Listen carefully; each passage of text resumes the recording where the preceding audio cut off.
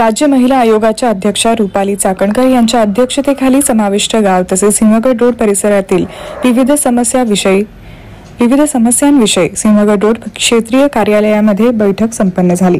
यामध्ये पाणी पुरवठा, ड्रेनेज, कचरा यासारख्या मूलभूत समस्यांवर चर्चा करण्यात आली।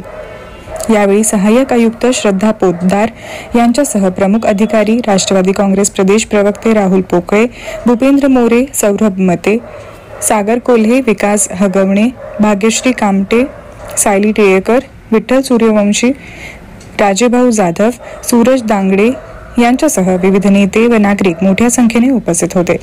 सदर बैठकीमध्ये सामाजिक कार्यकर्ते व भूपेंद्र मोरे यांनी नालेसफाई, कचरा, ट्रॅफिक व नवली ब्रिज येथे चालणारा वैश्य व्यवसाय आदी अनेक मुद्दे उपस्थित केले। तसेच चक्काजाम आंदोलनानंतर प्रशासनाने नरे परिसरात केलेल्या कामाबद्दल त्यांनी समाधान व्यक्त केले। सव्वा वर्षापासून आम्ही दर 1.5 ते 2 महिन्यामध्ये ही बोर्ड ऑफिसची बैठक आयोजित करत असतो।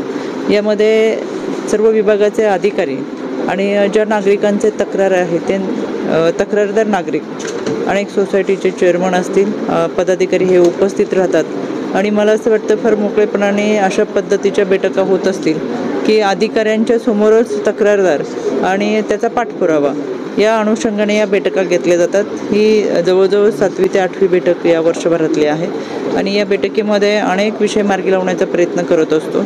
बोर्ड स्तरावरून होणारी कामं ही लवकरात लवकर मार्गी लागावीत, इतर कामं ही महानगरपालिकेच्या मुख्य शाखेतून मार्गी लागावीत यासाठी प्रयत्न करत असतो। भेडसावणाऱ्या समस्या हा फार मोठ्या प्रमाणात आहे। वाढतं नागरीकरण आणि वाढतं वस्तीकरण यामुळे वाढत्या समस्या आणि यामुळे अपुरी असलेली सुविधा यामधून मार्ग काढत खऱ्या अर्थानं ह्या सगळ्या प्रश्नांना आपण पर्यायी काही व्यवस्था असेल किंवा प्रश्न सोडवण्यासाठी हा प्रयत्न या माध्यमातून करत असतात। 7व्या 8व्या बैठकीपर्यंत 33 विषय पुन्हा रिपीट होत आहेत। प्रलंबित विषय खूप आहेत। आता तुम्ही पाहिलं असेल, ऐकले असेल की अधिकाऱ्यांकडून सातत्याने सांगितलं जातं की नवीन गावांसाठी म्हणून कुठला निधी अजूनही अवेलेबल झालेला नाही आहे। आम्ही मागणी करतोय की ग्रामपंचायत आमची होती ती व्यवस्थित होती, तसंच आम्हाला राहू द्या, आम्हाला महानगरपालिकेत नको। स्वच्छ संस्थेकडनं होणारा संपूर्ण कचऱ्याचा त्रास लोकांना संपूर्ण पाहताय तुम्ही की रस्त्यावरती कचरा आलेला आहे, कचरा उचलला जात नाही आणि याच्या उपर जे कर्मचारी काम करतात यांची भाषा लोकांशी बोलण्याची व्यवस्थित नाही आहे। या उपर ड्रेनेज वाहत आहे, नळाला पाणी नाही आहे, कुठे स्ट्रीट लाईट नाही आहे, वाहतुकीची कोंडी, अनेक समस्या आणि वाढतं टॅक्स, या सगळ्या गोष्टींच्या बाबत वारंवार आम्ही बैठकीमध्ये हे मुद्दे मांडतोय। काही प्रमाणामध्ये आता तुम्हाला म्हटलं तसं की मी पूर्वी की रास्ता रोको केल्यानंतर काही गोष्टी घडायला सुरुवात झाली, म्हणजे होणार असतं, इच्छाशक्ती नाही आहे। ती इच्छाशक्ती पैदा करण्यासाठी म्हणून ही बैठक होती। खडाजंगी बरीच झाली। अंततः आयुक्त साहेबांना शेवटी आदरणीय रुपालीताई चाकणकरांनी फोन लावला, त्यांनी 7 किंवा 9 तारीख कन्फर्म केली आहे। त्यावेळेस आयुक्त साहेबांकडे ही बैठक लागेल। कदाचित काही प्रलंबित आमचे जे मोठे विषय आहेत ते बहुतेक त्या बैठकीमध्ये सुटण्याचे जास्त चान्सेस आहेत।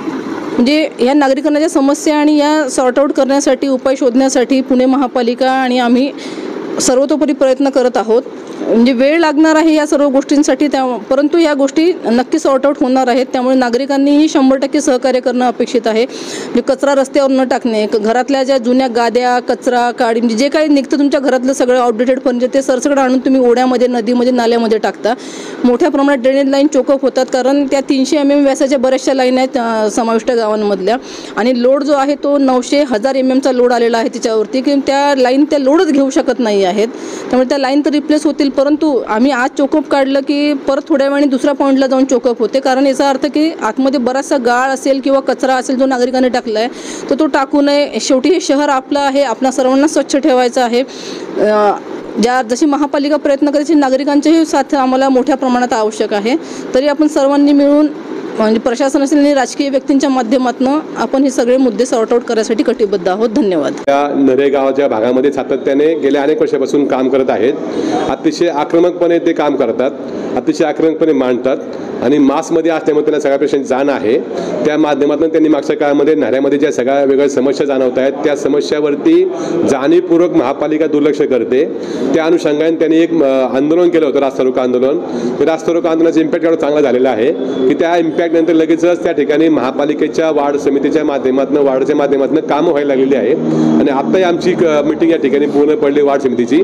त्यात देखील त्यांनी जी पेंडिंग कामं आहेत ज्याच्याकरता आंदोलन केली गेली होती ती सगळी कामं आम्ही पूर्ण करायला सुरुवात केलेली अशा ठिकाणी आश्वासन दिलेलं आहे.